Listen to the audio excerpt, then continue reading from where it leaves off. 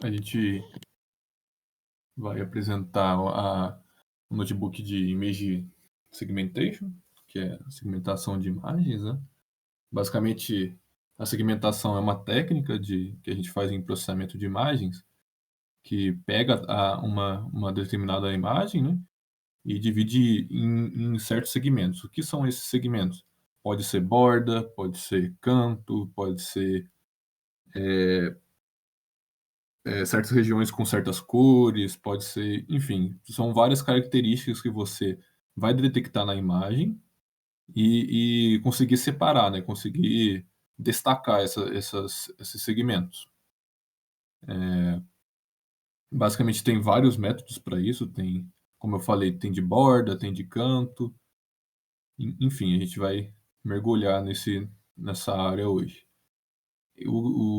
Quais são as implicações de você perceber segmentos, né?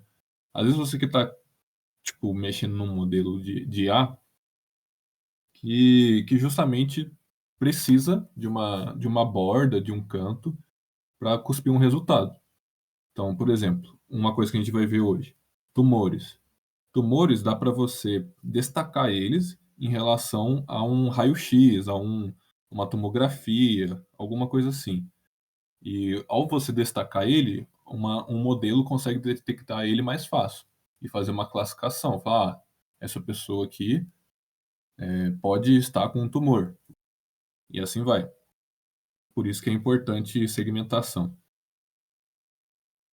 Mas o pessoal dedicou bastante tempo para estudar diferentes técnicas de segmentação e a gente vai ver algumas delas.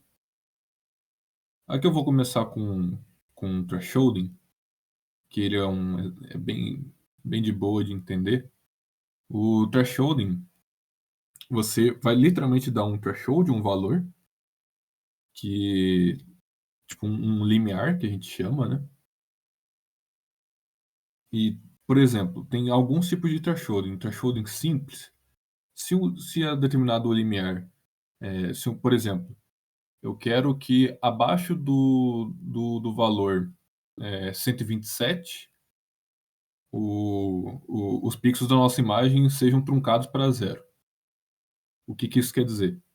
Se eu estou na escala de cinza, que vai de 0 a 255 em um vetor unidimensional, né, tem a altura, largura e um vetor só de cor, é, ele vai estar assim, que tiver abaixo de 127, que ele vai de 0 a 255, vai para zero. Basicamente é isso, o thresholding simples. Eu vou colocar alguns exemplos aqui. E esse thresholding simples não é exatamente só, tipo, truncar. Tem vários tipos de thresholding. Tem threshold binário, que é tipo, os demais recebem zero, que está aqui embaixo. Tem um invertido, né, que, tipo, acima de 127, ele fica com 255, que é o máximo. Tem o truncado, tipo, que é de 0 a 127, tipo, todos vão para 127, o que tiver acima, né? Tem o ir para zero, tem o invertido. Tem muitos tipos de thresholding. Vou mostrar aqui. Tem essa imagem. Deixa eu ver se dá para acessar por aqui. Calma aí. Tem que clicar com Ctrl.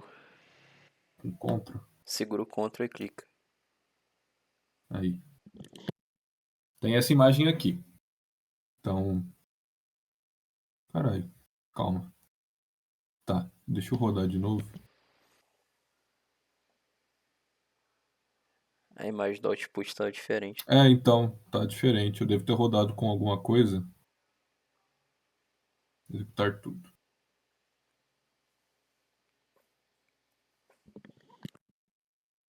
Aí. Boa. É isso. Então tem a imagem original aqui, que são as escadinhas, né? Aqui, ó, o threshold em binário. O que tiver, você vê que a parte mais escura da imagem, ela foi para zero, né? Basicamente, aí o que tiver a parte mais clara das escadinhas, ela foi para 255. Não, foi para 255. Então é isso que aconteceu. Se tiver escuro, foi para preto, o que tiver claro, foi para branco. Basicamente isso. Aqui é o invertido, que eu falei, que é literalmente o contrário, o que tiver mais clarinho ele vai para preto, o que tiver escuro ele vai para branco. Basicamente isso. É, eu não consegui pensar numa aplicação direta disso, mas deve ter alguma. Mas esse binário aqui, o clássico que a gente muitas vezes utiliza, é que você tem, sei lá, uma imagem com números. O números tem uma cor um pouco mais clara. Sei lá, tem um 9 escrito claro. Aí você faz o thresholding e, tipo, o 9 vai ficar destacado em relação ao fundo. Enfim, é um exemplo. O Heitor fez isso, eu acho, para a competição do War lá, né? O que você pode pensar de utilidade nisso é se tiver algo, se tiver algum ruído de fundo, por exemplo, se for um número de casa na parede, né? Você não É, quer que tenha a textura da parede, isso pode atrapalhar o modelo. Aí você só quer o número. quando você põe um threshold, todos esses textura da parede vai virar branco, aí some e o modelo Sim, identifica mais fácil. exatamente. É, aí tem esse truncado aqui, que eu coloquei um comentário, que eu não lembro a definição certinha. Aqui, ó, acima do limiar 127 são truncados para o valor do 127, os demais permanecem inalterados.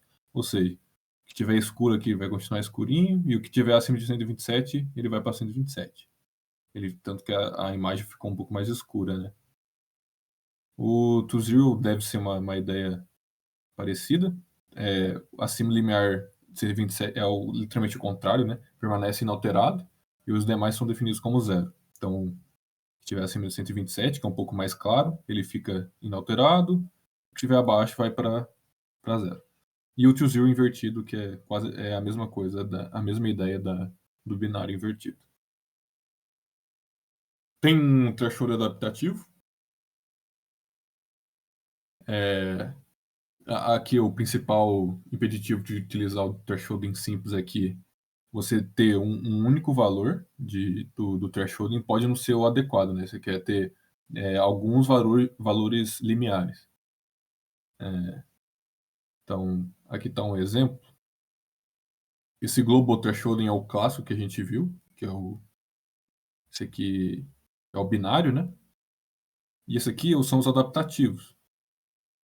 Eu não sei direito como que funciona por trás. Eu lembro que eu tinha estudado um pouco desse gaussiano aqui, mas ele basicamente vai aplicar um thresholding com uma janela e vai aplicar uma funçãozinha nessa janela. Pode ser média, pode ser a gaussiana mesmo, e, e assim vai percorrendo na imagem, né?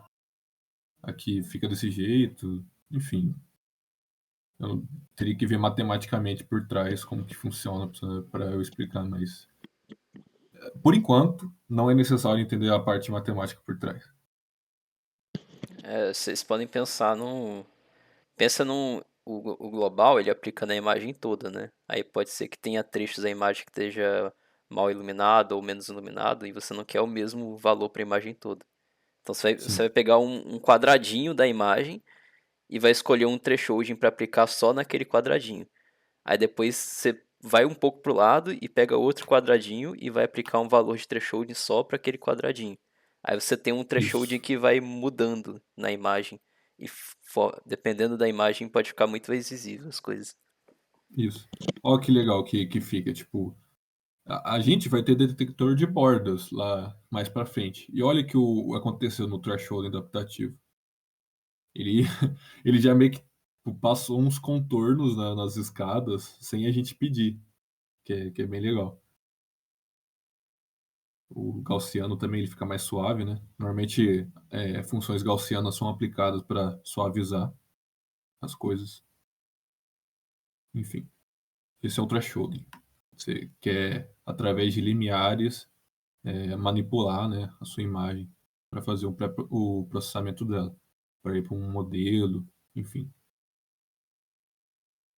Aqui está uma atividadezinha. Essa aqui, o Heitor, não sei se eu dei o commit, mas eu acho que eu dei o commit com a atividade. Mas é porque eu alterei isso aqui faz, sei lá, umas 2 semanas, talvez. Eu peguei o do Classroom, quando eu posto lá, eu acho que não muda Ah, mais. Eu postei, tipo, não, tem umas depois, 3 horas. depois eu vejo. Basicamente, vocês vão brincar com o thresholding nessa imagem de células, né? Isso aqui parece ser uma divisão celular animal, não vegetal. Então, através do thresholding, vocês vão ver, tipo, dos diferentes tipos de thresholding apresentados, binário, truncado, adaptativo, etc. Vocês vão dar uma brincada e ver se você, quando passar essa imagem após o thresholding, ela fica com cada etapa da divisão celular bem definida, né? Normalmente, cores, em algumas situações, a gente não precisa de cor para um classificador de objetos ou de imagens, de classe ou de objetos de uma mesma imagem, né? Enfim, vocês vão ver isso depois. Então, por exemplo, essa aqui do meio, ela está em uma fase da mitose, né? Que eu esqueci o nome, que é quando os cromossomos estão indo para os polos depois da condensação dos centríolos nas pontas, né?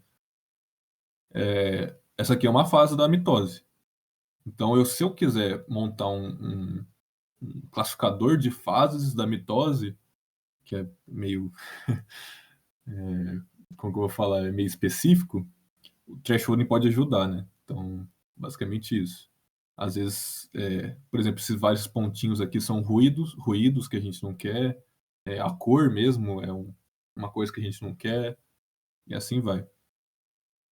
Então, vocês vão dar uma brincada aí e definir, na sua opinião, se a fase da divisão celular fica mais evidente com a aplicação do thresholding. Tá. Então, vocês vão colocar seu código aqui e deixar a opinião aqui embaixo. Para vocês deixar a opinião, é só clicar 2 vezes que ele abre o Markdown, né? Então, vocês podem falar qualquer coisa aqui. Tá. Passado essa parte de thresholding, a gente vai para a detecção. Então, a gente começa com a detecção de bordas. As bordas, como a gente explicou anteriormente, por exemplo, na escadinha aqui, é, a transição de um degrau para outro é uma borda, por exemplo. Mas matematicamente o que a gente define é quando tem uma transição abrupta de cores, tem uma borda ali. Tipo, é uma transição abrupta em uma certa direção, né? Que pode ser um canto também, uma transição abrupta de cor. Enfim. Aqui tem um caso clássico. Então tem o preto e o branco. Aqui no meio, vocês não concordam que vai ter uma borda? Porque, pô, alguma coisa está separando o preto e o branco. Alguma coisa não contínua, né? Tipo, teve uma transição abrupta, assim, de cores. Então, e aqui é o oposto. Pô, a transição tá suave, tá indo do branco, ficando cinza, devagar, até chegar o preto. Pô, a gente não consegue tipo, definir uma borda aqui no meio. A gente não em uma determinada instante vai ter uma transição de uma cor mais clara para uma cor mais escura. Não tem isso aqui. Então, essa aqui é uma transição suave, que a gente chama, que não tem uma borda. Então, basicamente, baseado nessa ideia, que o pessoal arranjou formas de detectar bordas em imagens. Como vocês sabem, a imagem é composta de pixels. Então, se a gente conseguir representar kernels, que a gente chama, né, tipo, partes de uma matriz de uma imagem, conseguir representar a derivada naquele lugar, a gente vai conseguir determinar quando que tem a transição abrupta de cores. Ou seja, quando a derivada ela sobe, né? Tipo, ela sobe mais rápido do que uma transição suave. Basicamente é usando derivadas que eles descobriram como detectar bordas. Aqui está um exemplo, né? Aqui tem a função do, Essa aqui é uma imagem unidimensional. Tipo, existe isso, tá? Existe imagens unidimensionais. Então tem aqui a função. E aqui no meio vocês veem que a derivada dela, é só ver a angulação, você passa uma, uma tangente aqui no meio e o ângulo dessa reta vai ser alto. Então é o que está representado aqui embaixo. Aqui embaixo. Então a derivada naquele ponto é a máxima dessa função, é a máxima global dessa derivada. Então ali possivelmente tem uma transição de borda, porque está indo a cor está variando de uma forma rápida, né? Uma forma abrupta. Basicamente a gente define isso. Então Sobel tem a definição de bordas do Sobel, mas só que a gente pensa, pô, como que a gente vai derivar uma matriz com valores de uma imagem? Então o Sobel ele descobriu essa matriz de Sobel que a gente chama, que é uma máscara de convolução. Depois vocês pesquisam o que é convolução. Hoje não é o foco matemático, é mais o foco de passar por cima, né, desse notebook. Então, você vai multiplicar cada parte da matriz da imagem por essa matriz aqui. E vai percorrendo a imagem tanto em x quanto no eixo x quanto no eixo y. Então, você vai dar a derivada nas direções x, a derivada nas direções y.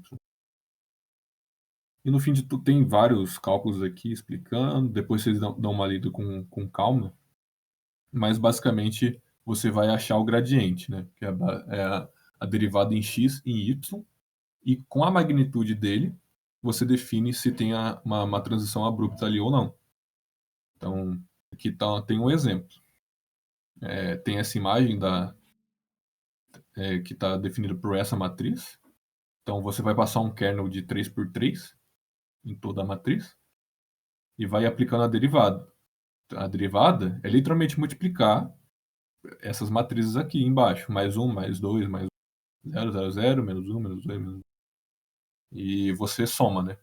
Então, você vai diminuir a dimensão da imagem com o valor da soma das derivadas daquele kernel. Então, essa é a convolução, tá, gente? Então, é meio complicado de entender, depois vocês dão uma pesquisada.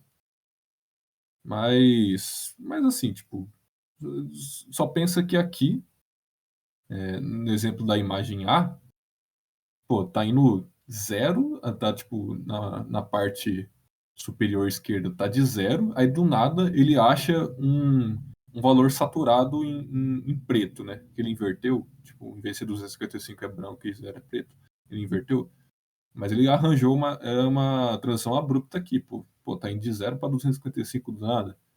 Então, nessa matriz aqui embaixo, formada menorzinha que é a matriz A, você vê que 1082 é um valor alto e tem, tipo, os autores pensaram, a partir desse valor é uma transição abrupta, logo tem uma borda ali. É bem, tipo, é bem específico mesmo. Através de limiares, eles arranjaram, isso aqui é uma transição abrupta porque tem esse valor. Basicamente isso. Eu acho que, não sei se alguém não entendeu. Gente, vocês podem parar durante a reunião e perguntar.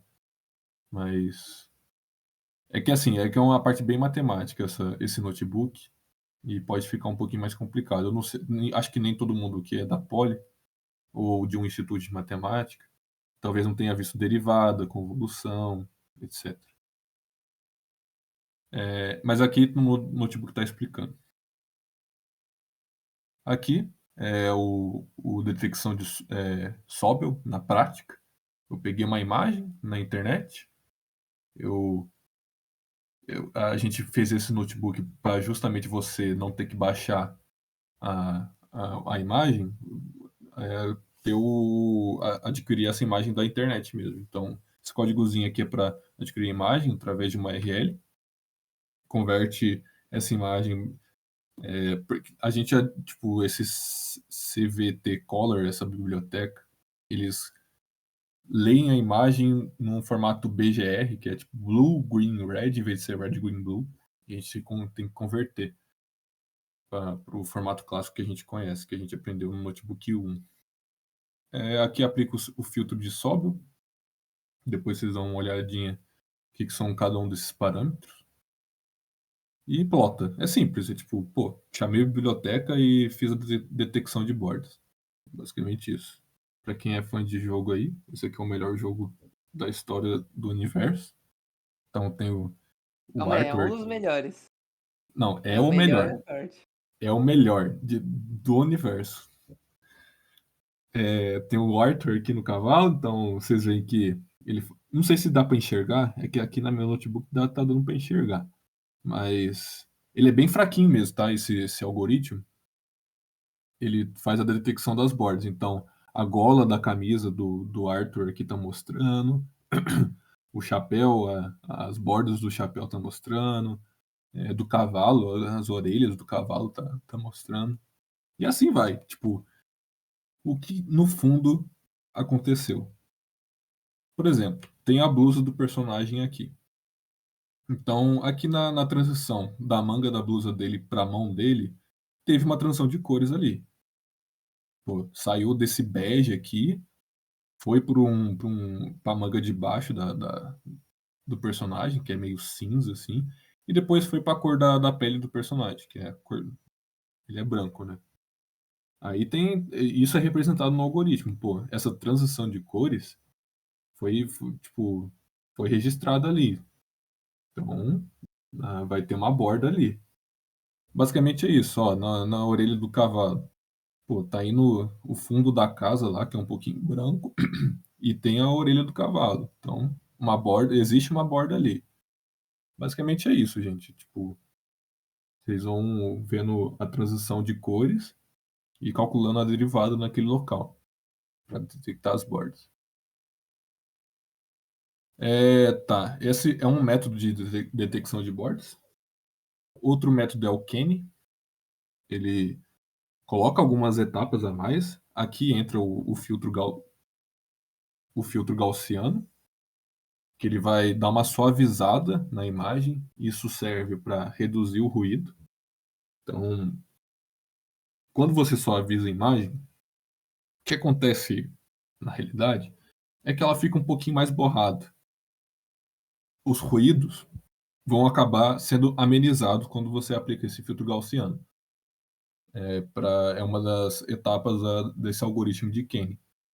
Então você calcula o gradiente, assim como no Sobel, e tem uma nova etapa, que é o Non-Maximum Suppression. Então, você vai pegar o gradiente explicado anteriormente e você verifica se naquela borda você pega tipo 3 pontos aleatórios que são seguidos um do outro, se a borda e o gradiente são perpendiculares, né? Então, ou seja, para vocês entenderem, o gradiente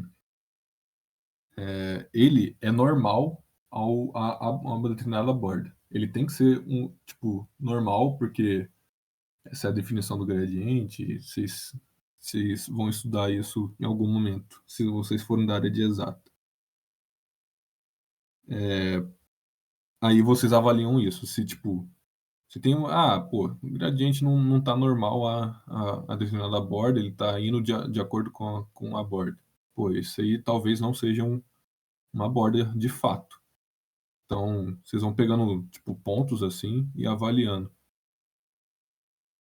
Ficou meio, talvez, obscuro essa explicação, porque eu fiz esse notebook há 2 semanas, tipo, há muitas semanas eu não lembro direito, mas na minha cabeça é isso. Tem essa limitação histérica, que é parecido com valores limiares. Limite, você define um inferior, através do qual os pixels são considerados bordas, e um limite superior também. Então, vamos rodar esse algoritmo, esse Kenny aqui.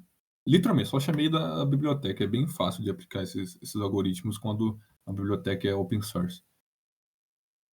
Então, você vê que fica muito mais destacado nesse algoritmo. Ele, com todas essas etapas a mais, ele detectou melhor as bordas. Então, dá para ver a orelha do cavalo aqui, dá para ver a mão do personagem, dá para ver até algumas veias do personagem. Enfim, é a Rockstar, né? Então tem muito detalhe que só aplicando algoritmo para ver. É, aqui são as consequências desse algoritmo e que você consegue fazer com ele. E aqui está uma atividadezinha, uma atividade que eu considero bem legal. Vocês estão vendo a imagem? Sim. Tá. Aqui, gente, é uma imagem de uma tomografia de uma determinada pessoa aí, cérebro de uma pessoa.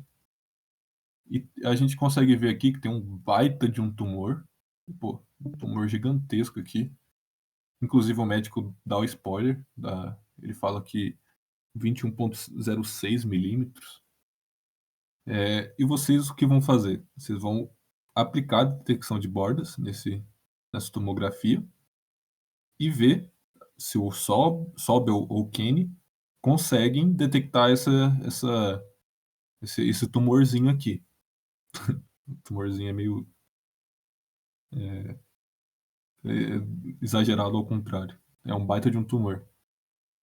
E basicamente é isso, né? Se não tivesse um tumor aqui, ele faria a detecção de borda, você veria, tipo, tá, esse cérebro aqui tá simétrico e tal, tá, você consegue ver os extremos de cada coisa, você consegue ver o olho que tem uma correspondência à esquerda, tipo, você tem dois olhos, né? Direito, esquerdo.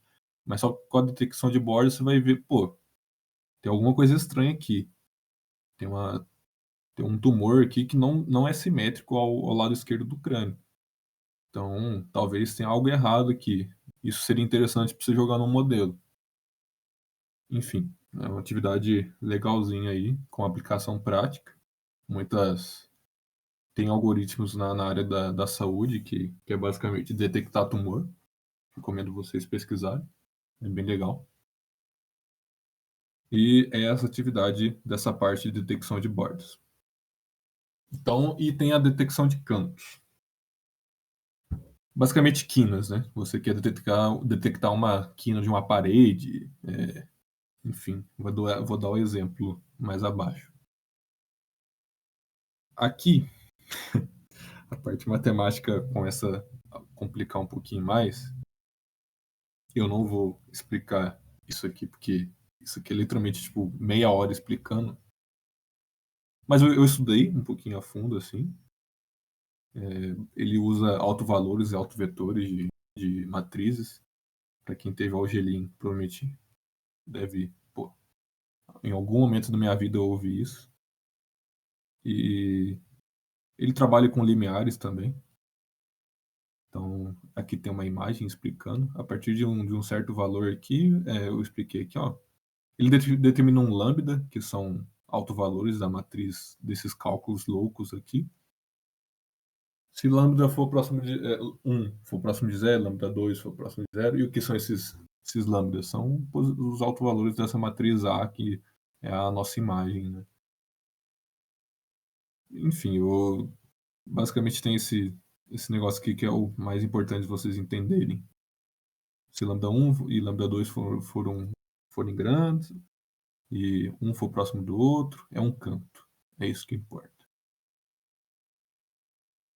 É, eu não espero que vocês tenham entendido alguma coisa dessa parte, porque é muito complicado. Eu fiquei algumas horas tentando entender. E para quem quiser pesquisar depois, é só pesquisar detecção de cantos de Harris.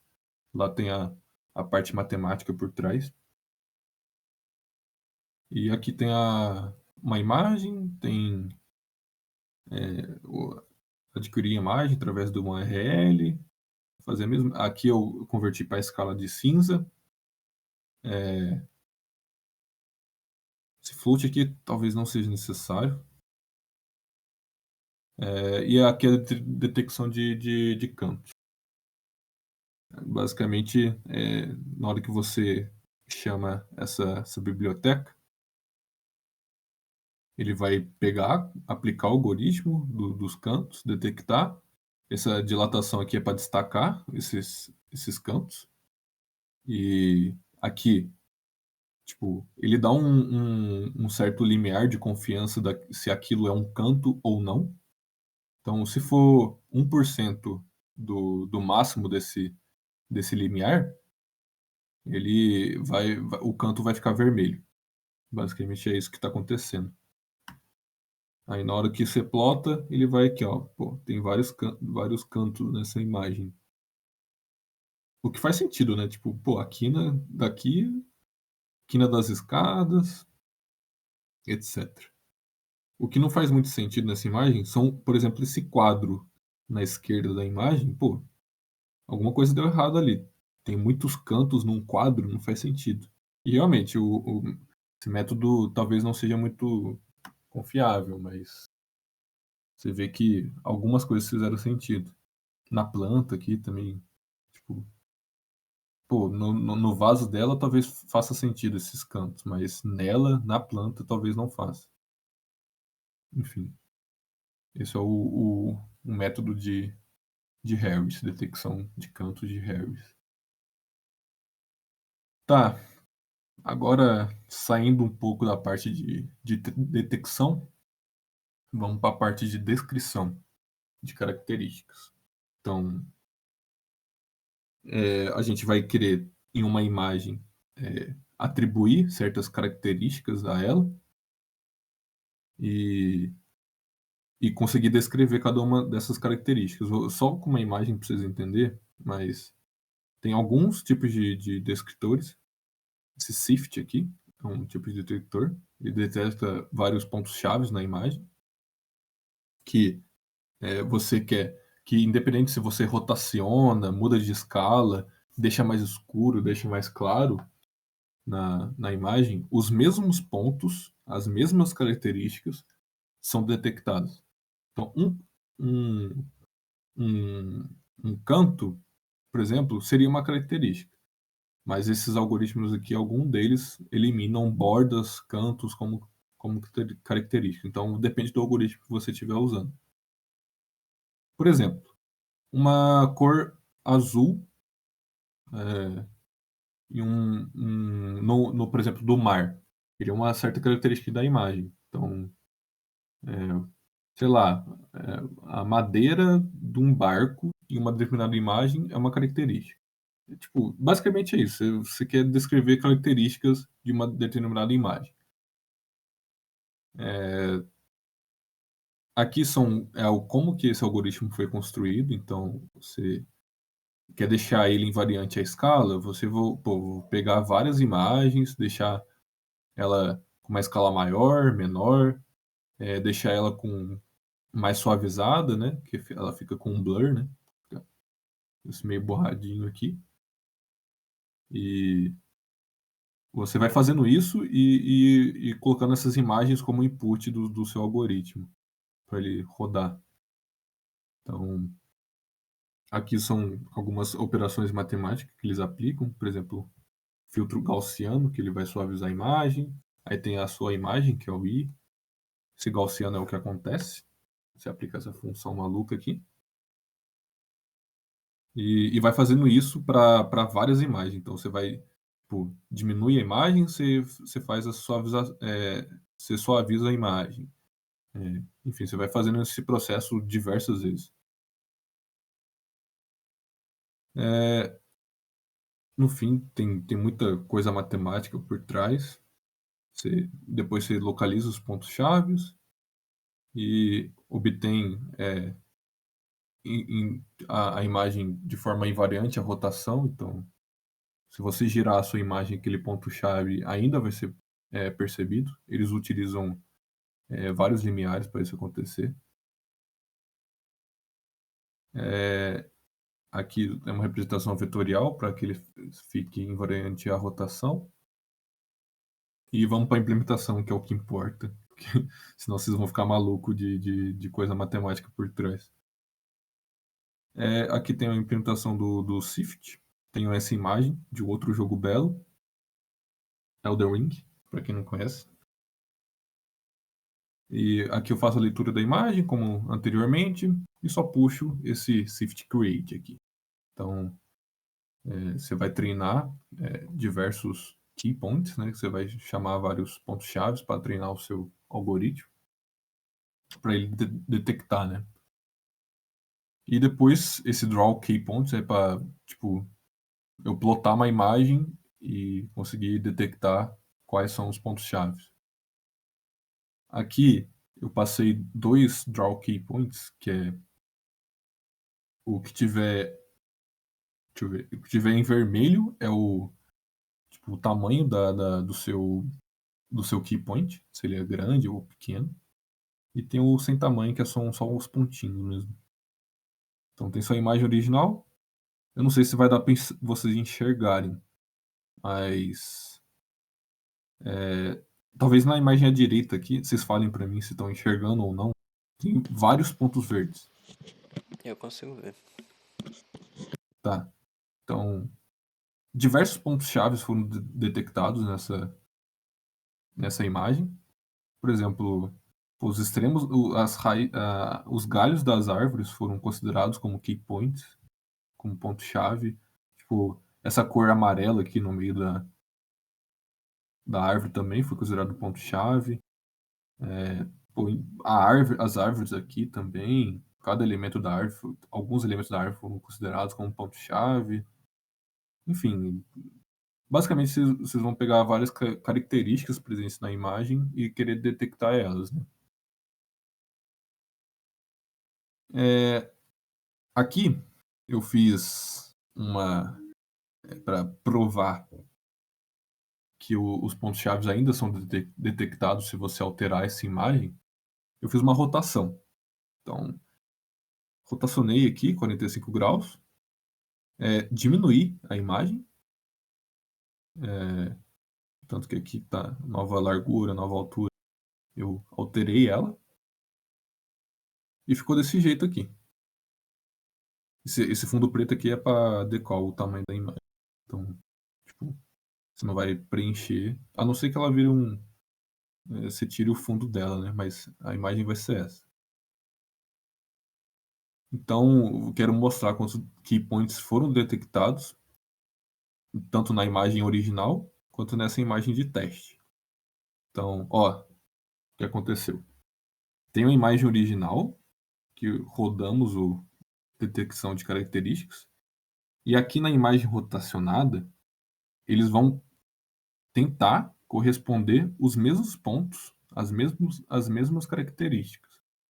Então, pegar um exemplo de uma linha aqui, essa linha verde aqui, que está bem visível, bem no extremo aqui mesmo, tipo um ponto aqui embaixo da montanha, do precipício, foi detectado aqui embaixo, e teve a correspondência na imagem original também.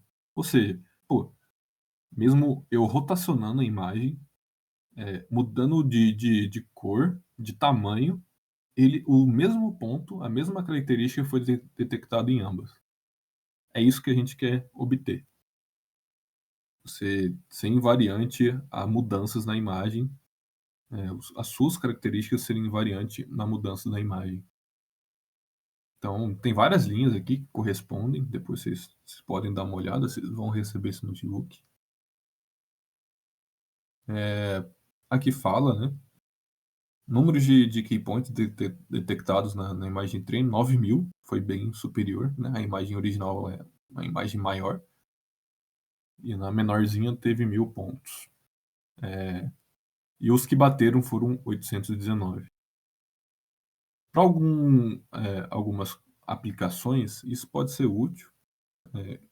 Novamente, não consigo pensar num exemplo útil. Provavelmente o Heitor deve ter algum. Eu não consigo pensar. Posso pensar em alguma coisa aqui. Tipo, você quer identificar pontos-chave, aí a gente está comparando com a mesma imagem, né?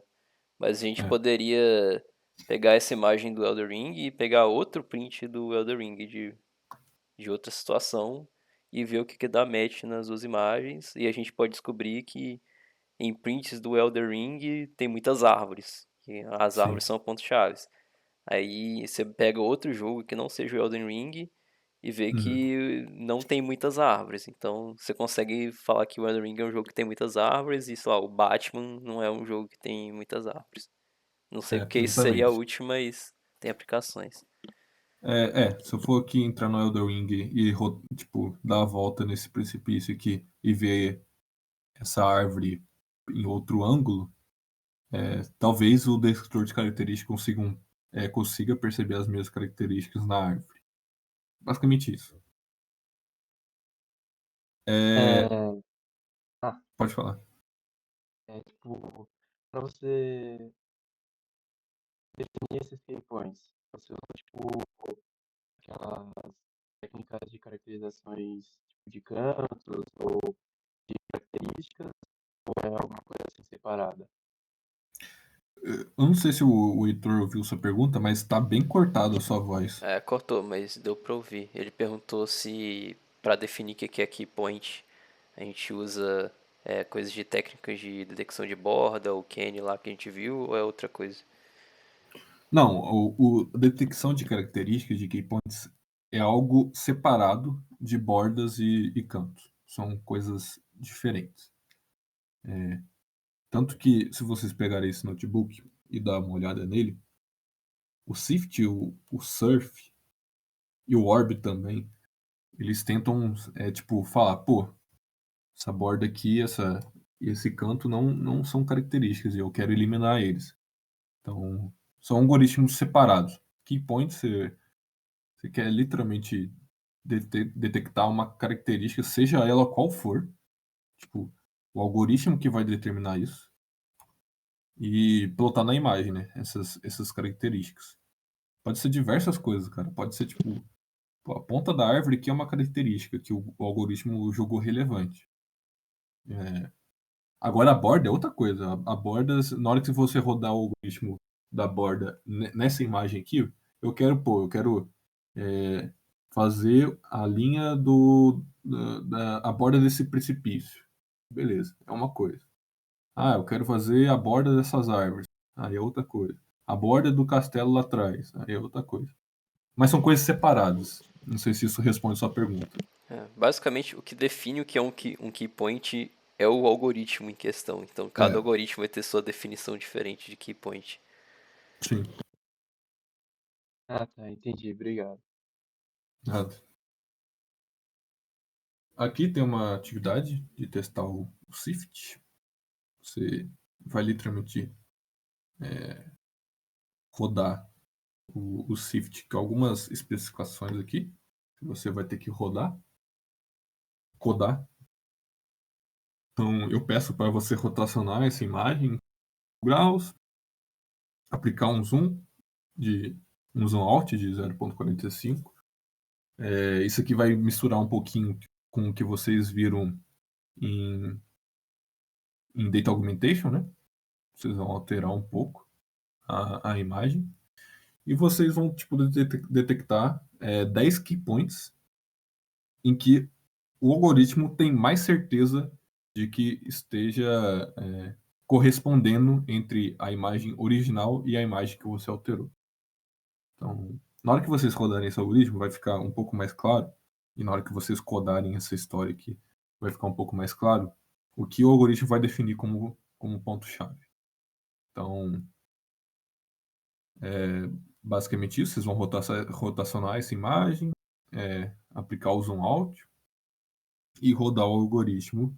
Aí vocês vão pegar, tipo, o algoritmo normalmente ele devolve um vetor de key points e vocês vão pegar os 10 mais relevantes, porque ele tem certeza de que correspondem. Basicamente isso. Eu pensei aqui Aí agora tem. numa aplicação para isso de key point. Você poderia ter, por exemplo, algum personagem de um jogo e alguém, vamos pensar, por exemplo, no Street Fighter, tem o Ryu, né? E algum Uhum, outro jogo tentou fazer uma cópia barata, assim, de Street Fighter e criou, assim, os personagens e ele tem um personagem lá que parece muito com o Ryu. uhum, Então, você pode comparar esses dois personagens e tentar dar match nos key points dele pra assim, você ver se realmente um tá plagiando o outro ou se foi só uma inspiração que é válida ou se tá infringindo copyright. Tipo, se der muito key point, é claro que as duas imagens, tipo, uma é plágio da outra, mas se der só alguns, pode ser que é só uma inspiração mais leve. Uma coisa Sim. assim. É. Isso poderia ser resolvido com um modelo de machine learning mesmo, mas, tipo, o foco de CV não é só botar rede neural em tudo. Tipo, vocês têm que entender a parte de pré-processamento de imagem. Você tem que entender, tipo, todas as etapas até o cumprir o seu objetivo, né? Então, vocês veem que esse algoritmo que não estão envolvendo redes neurais ou algoritmos de machine learning, né?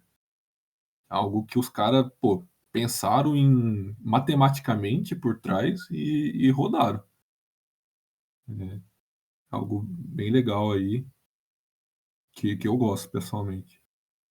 Tem outro algoritmo de detecção de características, que é o SURF. Esse aqui eu vou pular, tá? Porque ele é um código fechado, a gente não tem acesso a ele. Tanto que eu só coloquei aqui como curiosidade. A parte matemática por trás eles divulgaram. E eu acho interessante vocês entenderem um pouco. Mas a parte de implementação não tem como, porque o, eles não deixaram como um código aberto, como open source, para acessar essa biblioteca. Então, fica como atividade aí vocês construírem a biblioteca do zero em C++. Semana que vem, né? Para a semana que vem. Aqui o Orb, ele é uma mistura do Sift e do Surf, só que muito mais rápido, tipo, muito mais rápido mesmo. Ele utiliza um princípio de FAST, que ele, em uma determinada região da imagem, ele faz esse círculozinho aqui, que ele pega os valores dos pixels vizinhos. Aqui, no caso, são 16 pixels vizinhos. E a cor vai ser utilizada nesse algoritmo, né? Aqui tem algumas coisas que acontecem, deixa invariante a rotação, você pega momentos. Não sei se vocês chegaram a ver o que é momento, mas você vai mexer um pouco com centroides e, e coisas desse tipo. Eu não vou explicar matematicamente de novo por trás. É muita definição matemática, cara. Não tem como eu ficar explicando. Já vai dar uma hora de reunião e fica inviável. Mas basicamente o que você quer em detecção de característica é deixar invariante a rotação, deixar invariante a escala e eu acho que é isso. Invariante ao brilho da imagem, a cor, né, a saturação, ruído, etc. Esses são os objetivos principais. Ele utiliza um brief aqui que ele vai fazer as características da imagem em vetores binários.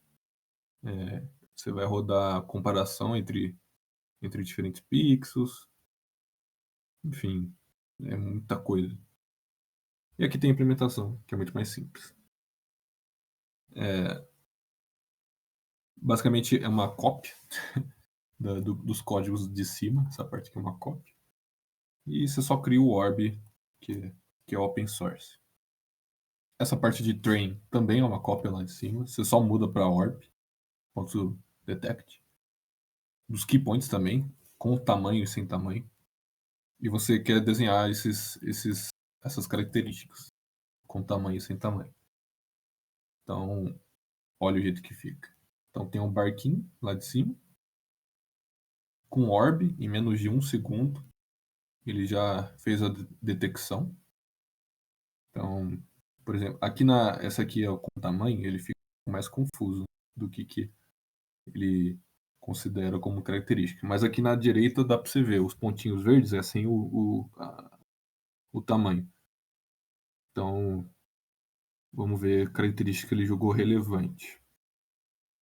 Ele jogou essa janelinha aqui, alguns pontos relevantes na janela, principalmente as extremidades dela, em cima, embaixo, aqui perto da boia também. Ele considerou alguns pontos relevantes, o lugar onde esqueci o nome, mas acho que é mastro, sei lá. Isso. Mastros, ele colocou algumas características, que ele jogou relevante, enfim, tem vários pontos aí que ele acha que é uma característica e é um key point. Aqui eu fiz a mesma coisa lá de cima, eu quero ver quão robusto é esse algoritmo. O Heitor explicou o que é robusto na última aula. E aqui eu vou dar o match entre key points. Vocês vão ver que ele alucina em algumas horas, que as características não batem entre si, mas você vê que tem vários que batem, né? Tipo, a boia aqui, ele bateu. Na imagem à direita aqui você vê que tem um tom mais esverdeado aqui, ele bateu a característica. Mas tem outras que não bateu, por exemplo, esse azul claro aqui, ele foi, aqui do lado da boia ele foi lá na pessoa lá em cima, ou seja, ele não tá incondizente, né? Mas, enfim, é um algoritmo, tem coisa que não dá certo, tem coisa que dá certo. Esse roxinho aqui no mastro também deu certo, esse mastro aqui na superior, ele bateu lá na imagem à direita. Tem muitas coisas que bateram e algumas coisas que não bateram. Normalmente você tem aquele trade-off, né? Tipo, você quer um algoritmo mais rápido, beleza. Talvez a sua precisão diminua. Aí você vai ter que ir desenvolvendo algoritmos que acham um ponto ótimo aí entre tempo e acerto do algoritmo. Basicamente é isso. A atividade é a mesma lá de cima, mas só que você vai ter que registrar o tempo de execução desse orb aqui e comparar com o SIFT aplicado lá em cima. Vou pegar os 10 pontos mais relevantes também, que nem lá em cima, utilizando o ORP. Bom, de segmentação é isso. Vocês veem que pulou um pouquinho de dificuldade entre o notebook 1 até agora. Aqui tem muita coisa matemática, tipo, muita mesmo. Se vocês forem dar uma lida, talvez vocês fiquem com dor de cabeça, assim como eu fiquei. Mas, enfim, visão computacional envolve muita coisa assim. Tem alguns algoritmos que você vai ter que entender, que você pode utilizar em um treinamento de um modelo. Lembrando que, se você for usar cada algoritmo tipo, como se fosse uma caixa preta e não sabe como funciona, às vezes só vai perder tempo testando ele em um treinamento de um modelo. Então, você tem que saber o que cada coisa faz e para que aquele algoritmo serve. Para que uma determinada técnica de processamento de imagem serve. Então, basicamente é isso. A conclusão da aula. Como a Zé falou, assim, se você for pegar um desses algoritmos e for estudar a matemática por trás dele, você pode passar a semana toda nisso. Acho que o mais importante mesmo é vocês entenderem para que serve cada um. E quando vocês forem fazer, vocês se aprofundem o quanto vocês gostarem, né? Se você quiser, esse algoritmo de thresholding serve para tirar o ruído do fundo, por exemplo. Eu quero isolar um dígito. O que eu faço? Eu aplico threshold para o dígito ficar destacado. Se você aprender isso, tá bom. Aí você usa quando você precisar de fazer isso.